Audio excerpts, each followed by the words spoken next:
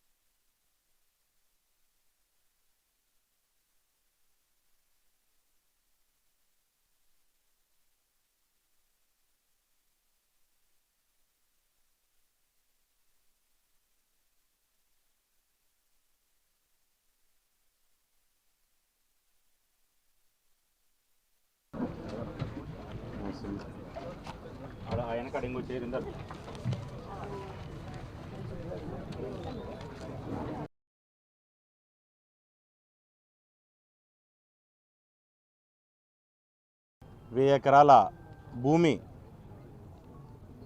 10,000 ఇండ్లు, 10,000 కోట్ల ఆస్తి, దీని మీద ఏదో జరిగిపోతుంది అనే విధంగా చాలామంది ఇక్కడ పాపంపేటలోని ప్రజలందరినీ ఒక భయాందోళనకు గురి చేసే విధంగా మాట్లాడుతూ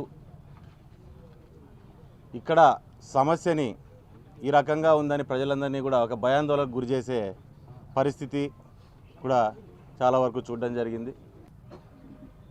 పూర్తిగా క్లారిటీ వచ్చేంత వరకు మేము కూడా అపోజిషన్ లీడర్ల లాగానో లేకుంటే బేస్లెస్గా వచ్చి మాట్లాడడం అనేది సరైంది కాదు. కాబట్టి పాపంపేటలో ఏదో పెద్దగా జరిగిపోతుంది అనే విషయాన్ని ఒక రాజకీయ నిరుద్యోగి ప్రకాష్ రెడ్డి కావచ్చు, చుట్టూ ఉన్న రాజకీయ నిరుద్యోగులను, ఈ చుట్టుపక్కల ఉన్న లీడర్లు ఎవరైతే ఉన్నారో ఈ చుట్టుపక్కల పంచాయతీల్లో కానీ మండలంలో ఉన్న లీడర్లందరినీ తీసుకొని ఇక్కడ ఏదో జరుగుతుందనేది ప్రజల్లోకి తీసుకొని పోయి ఒక భయాందోళనని గురి చేసి మేము దీన్ని ఏదో కాపాడేస్తున్నామనే పరిస్థితి తీసుకొని వచ్చి ఇక్కడ పబ్బం గడుపుకునే ప్రయత్నం అనేది జరిగిందనే విషయాన్ని కూడా మనమంతా గమనించుకోవాల్సిన అవసరం ఉంది. గత 15 రోజుల కిందట ఒక్కసారిగా 900 ఎకరాలు, 10,000 ఇండ్లు, 10,000 కోట్లు అనగానే మేమే ఉలిక్కిపడిన పరిస్థితి. అబ్బా ఏంటిది 10,000 ఇండ్లు, 900 ఎకరాలు ఏంటి? నియోజకవర్గంలో ముఖ్యంగా మా రూరల్ మండలంలో పాపంపేట లాంటి అతి ఎక్కువ జనాభా కలిగిన ప్రాంతంలో 10,000 ఇళ్లను కొట్టేస్తారా? 10,000 కోట్ల కుంభకోణమా? ఇదేంటిది, ఏం జరుగుతుందని చెప్పి వాస్తవంగా చెప్పాలంటే అధికారులు కానీ మేము కానీ ఉలిక్కిపడిన పరిస్థితి.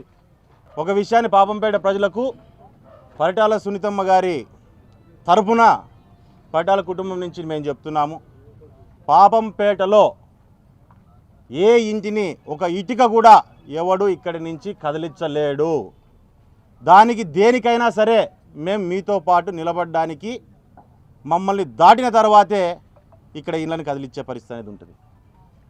పాపంపేటలో ఒక్క ఇంటి మీద చేయబడినా అది మా ఇంటి మీద చేయబడినట్టుగానే మేము భావిస్తామనే విషయాన్ని దయచేసి ప్రజలందరూ గమనించుకోవాలని చెప్పి నేను తెలియజేస్తున్నాను.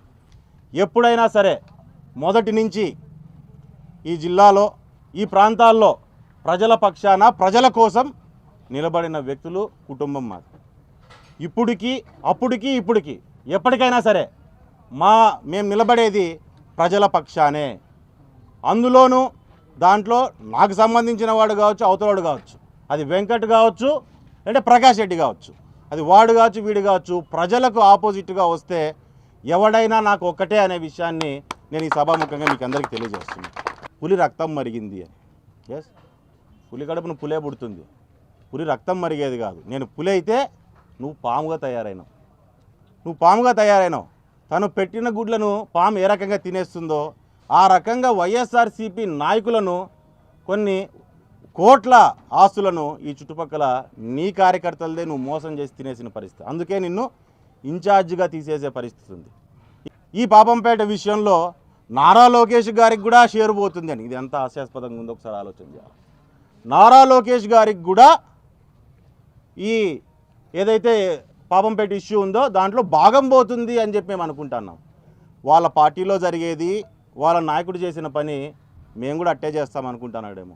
మా పార్టీ అట్లాంటిది కాదు ప్రకాష్ రెడ్డి, మా పార్టీ అట్లాంటిది కాదు. వాళ్ళు తప్పు చేయరు, కింద ఉన్న వాళ్ళని చేయనియరు.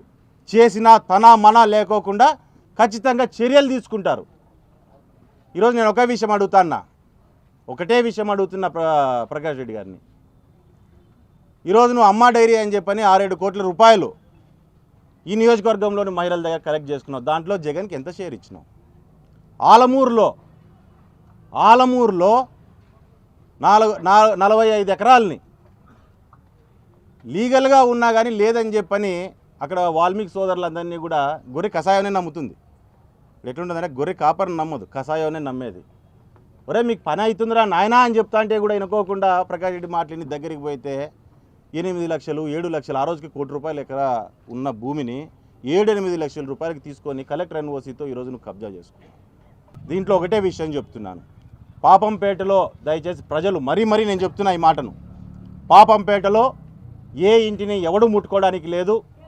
దీని మీద ఎవరు ఎన్ని పెట్టుకున్నా ఇది పాపంపేటలో ప్రజల్ని కాపాడడానికి, పాపంపేటని కాపాడడానికి కాదు, ప్రకాష్ రెడ్డి రాజకీయాన్ని కాపాడడానికి ఇక్కడ రకరకాల శక్తులు వారి కుయుక్తులన్నీ ఒడ్డుతున్నాయి. దయచేసి మీరు అవన్నీ పెట్టుకోవద్దండి.